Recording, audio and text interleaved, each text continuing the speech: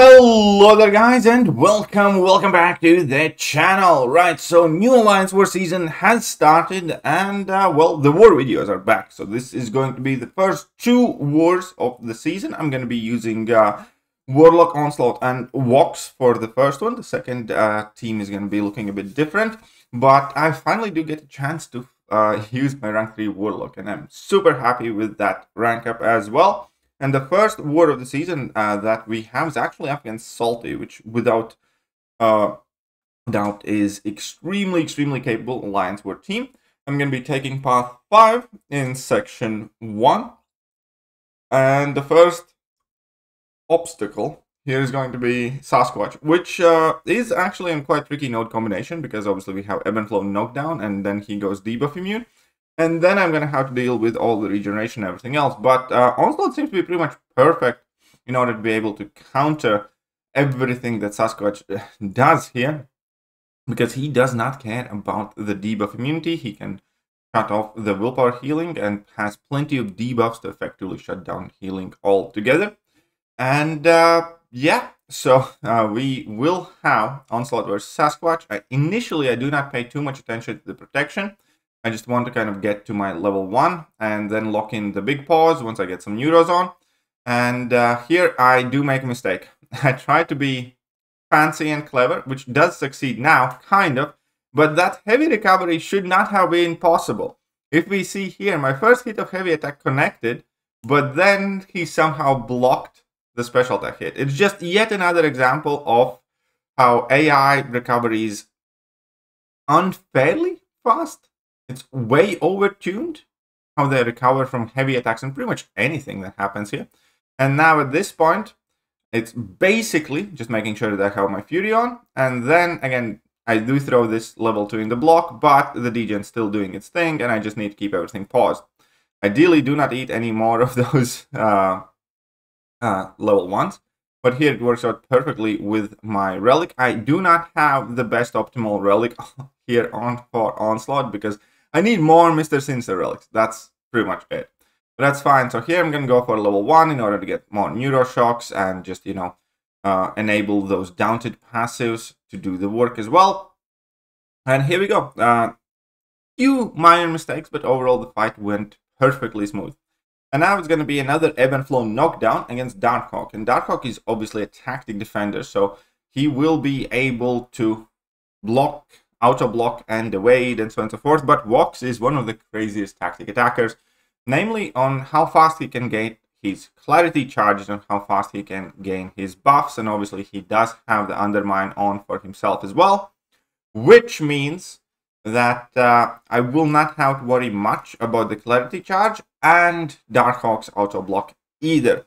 The most important thing is to kind of get my debuffs back in time before they get eaten by Ebb and Flow knockdown, which is something that I will inevitably fail in one of these cases. But in Alliance War, with the health pools such as they are, it's not necessarily the worst, you know, it's not such a big deal. Like here, I would have wanted to connect, but he just doesn't want to play in, and he doesn't activate his special attacks, he doesn't run in at me, and I do lose my charges. So this was definitely not a great start, because he just got a bit stingy. He dashed back and held block, and I really did not get an opening. I kind of risked it on hopes that he will dash in at me, and I will intercept with a special attack. That did not happen. But at the same time, I do have my clarity charges, so I don't need to worry about evades or auto blocks. And I have, you know, long since built up enough debuffs yet again. This time around, I go with 20 degens. And I just, you know, need to keep him to his level 1s. Need to get back my degens on time as well.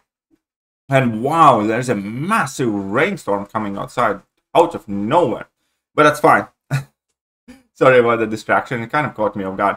But yeah, Vox is crazy good for a lot of this stuff. That is the only fight that I'm going to use him for in this war, though. Without a doubt, he is going to make his comeback. I have actually recently pulled myself a 7-star Vox, and I'm probably going to take him to rank 2. The only downside is obviously he's going to be unduped. Now we have Werewolf by Night, and I'm going to be using Onslaught for this. And Onslaught's actually crazy. Onslaught is going to make this fight fairly trivial because he gets supercharged by having incinerates on him or by having shocks on him, and he starts placing his neutral shocks, you know, every second on the opponent, which means a lot more damage effectively. And that's exactly what's going to happen here. As you can see, I'm getting some shocks. I'm not taking any damage from those shocks because Onslaught has like 150% damage resistance there. And then I shouldn't even have thrown the level 1. That was a mistake. What I should have done is just went for level 2 because, well, absolutely enough of the neuroshock charges would have been there present for me to, you know, just put on a ton of degens. So now I get some shocks on me again. I'm going to go for level 2 straight up with 15 degens.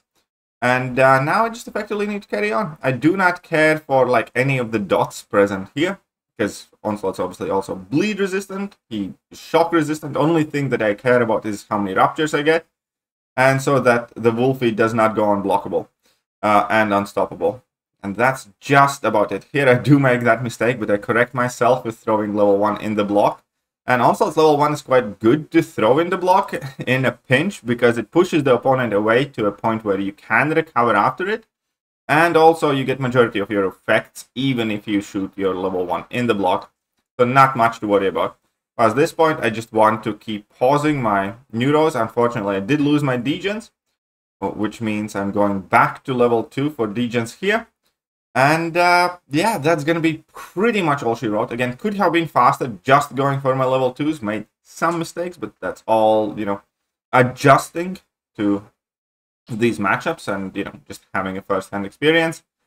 Next up, Domino.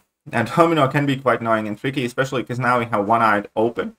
Means I cannot hit her, and I have to pay extra attention not to hit her while she's stunned.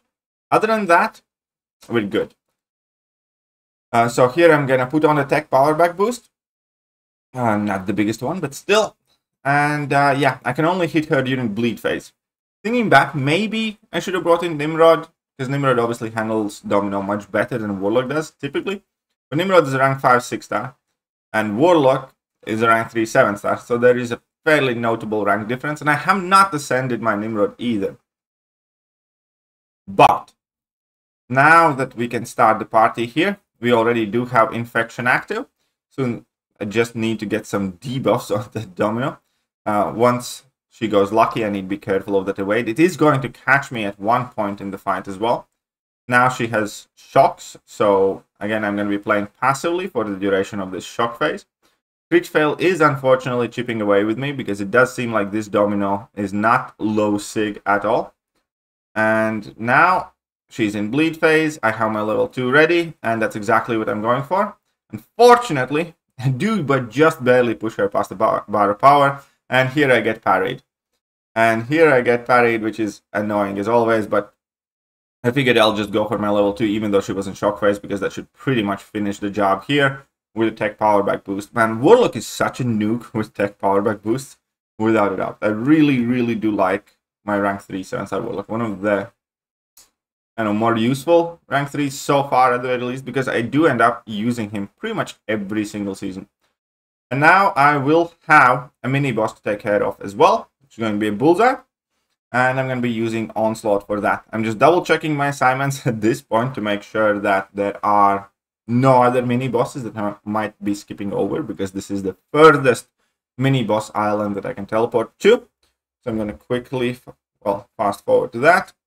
I do need to use the energy, but yeah, it's going to be basic Onslaught fight. So this is Hazard Shift, Incinerate, and Shock, which is perfect for Onslaught again. And Onslaught does have resistance to bleed, which means also his instant bleed. And on top of it all, Onslaught has his passive stun replace active stun once it gets shrugged off. So Bullseye's evades are significantly less dangerous. You still need to pay attention to them. You can't blindly attack into Bullseye's evades.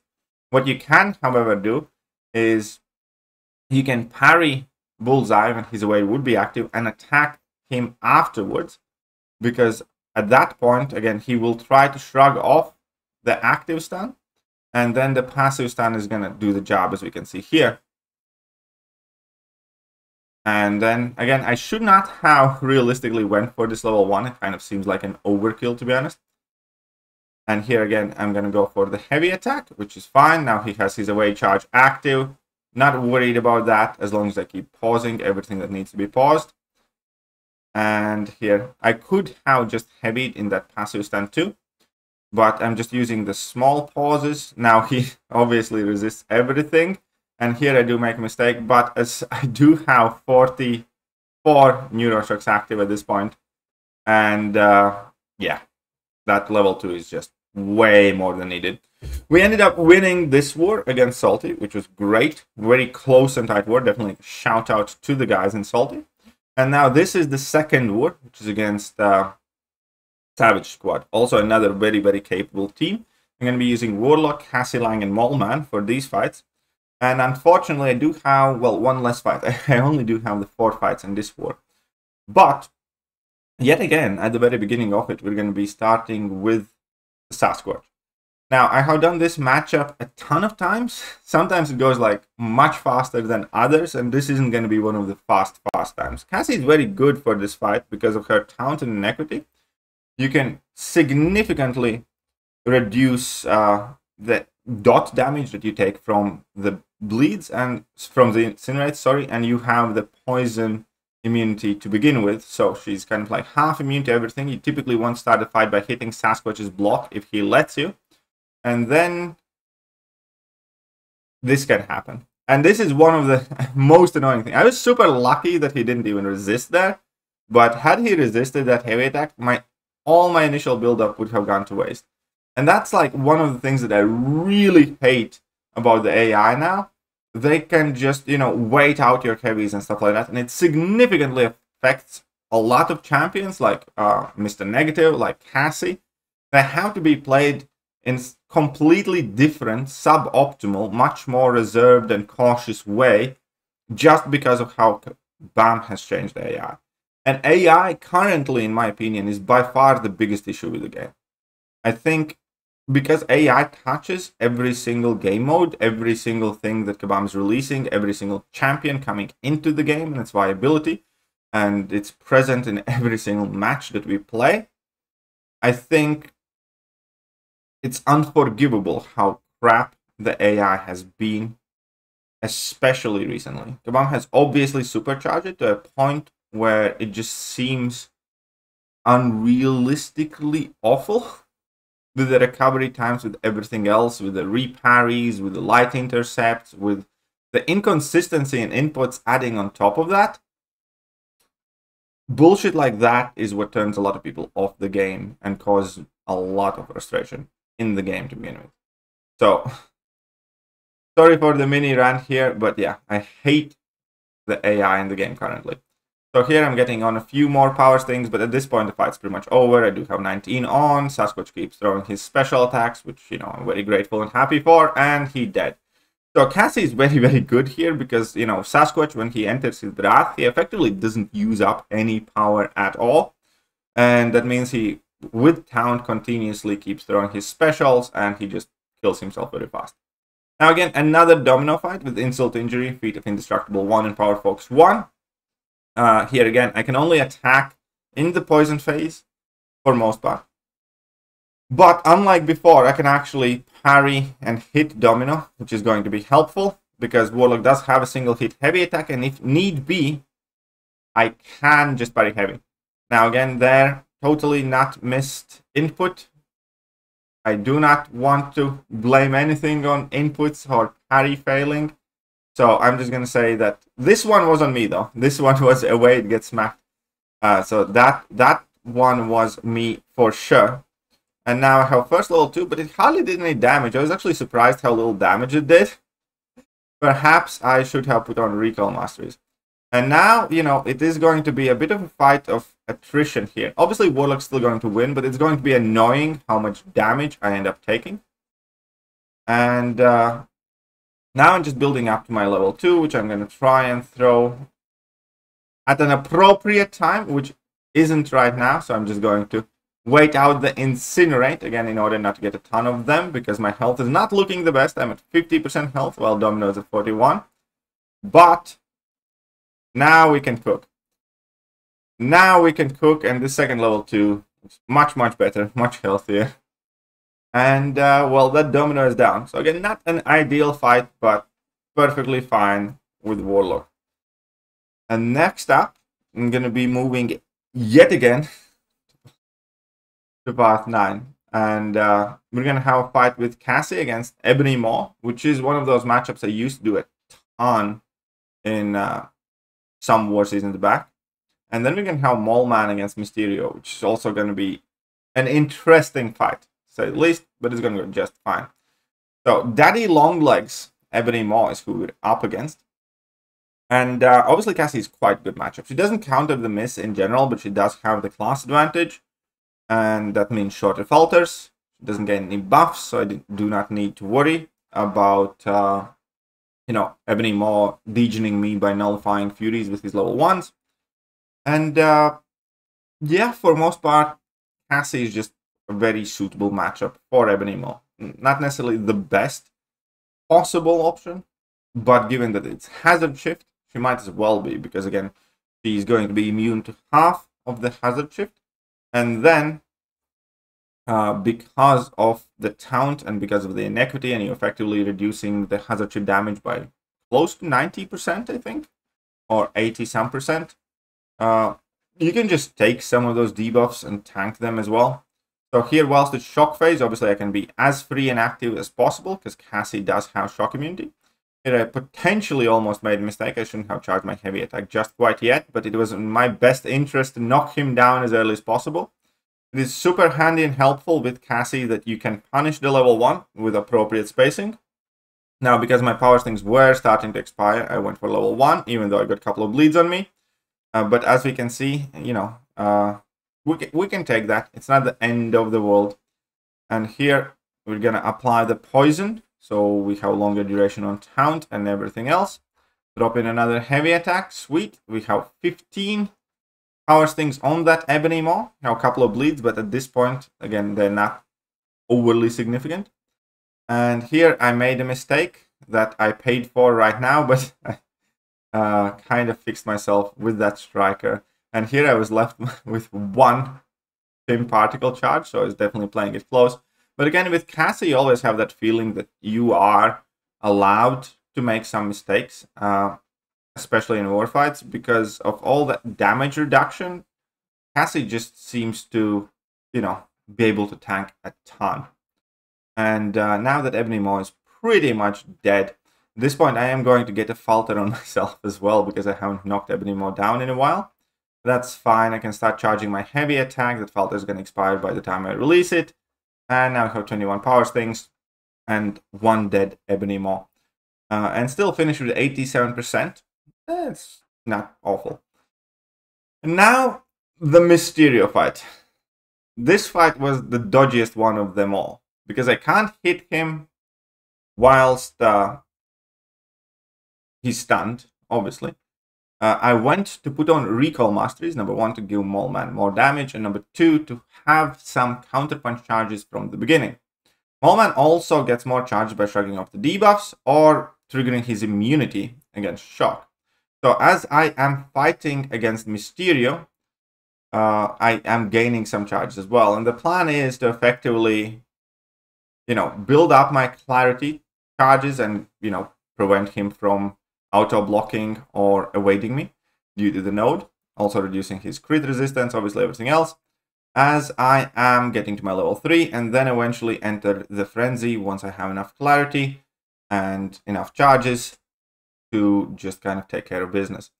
Now, here I will make a stupid mistake, but it's not going to cost me too much, luckily, because Mole Man's level 3 is tiny. And here I am basically in the corner, and the plan is to wait out his poison gas and then drop a level 3. There I got a bit scared that I will eat that heavy attack, which would have much bigger consequences. And I activated level 3, but his poison gas had not expired. That means I'm going to end up taking that level 3 damage. Luckily, Mole Man's level 3 is pathetic. And I do have plenty of frenzy charges now active to just kind of start nuking down this Mysterio.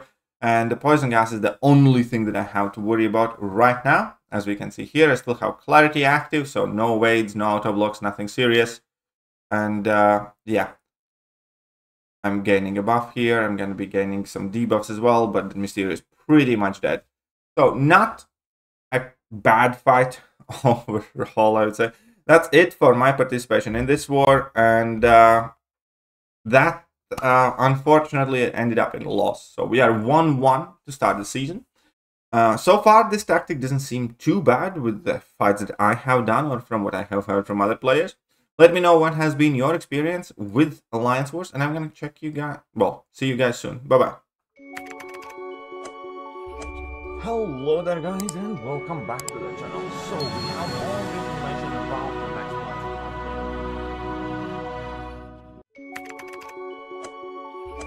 Hello there, guys, and welcome back.